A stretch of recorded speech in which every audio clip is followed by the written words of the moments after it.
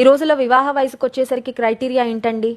పిల్ల తెల్లగా ఉండాలి, పిల్ల ఇంత ఎత్తు ఉండాలి, పిల్ల సన్నగా ఉండాలి, లేకపోతే ఇంత ఆస్తి తీసుకురావాలి, ఒక గవర్నమెంట్ ఉద్యోగం ఉండాలి, లేకపోతే ఇన్ని వేల రూపాయలు జీతం ఉండాలి.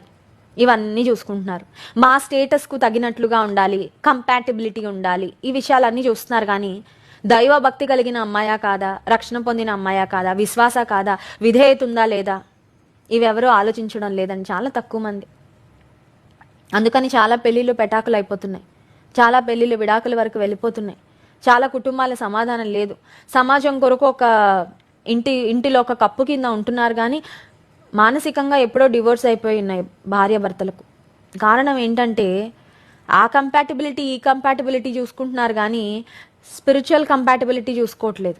ఎత్తు సరిపోతాడా పిల్లోడు, ఉద్యోగం సరిపోతుందా, మాకు చెప్పుకోవడానికి బాగుంటుందా, ఈ అబ్బాయి పలానా అండి, ఇంతండి అంతండి అని ఆలోచిస్తున్నారు. కానీ అబ్బాయి రక్షణ పొందాడా, ఆ అబ్బాయి దైవికమైన విలువలు ఉన్నాయా, చెడు అలవాట్లకు వ్యసనాలకు బానిస, అవేమీ ఆలోచించడం లేదండి. పెళ్లి రోజుకి ఫోటోలు అద్భుతంగా రావాలి, 10 మందికి గొప్పగా చెప్పుకోవాలి, అదే చాలు అని చాలామంది అనుకుంటున్నారు.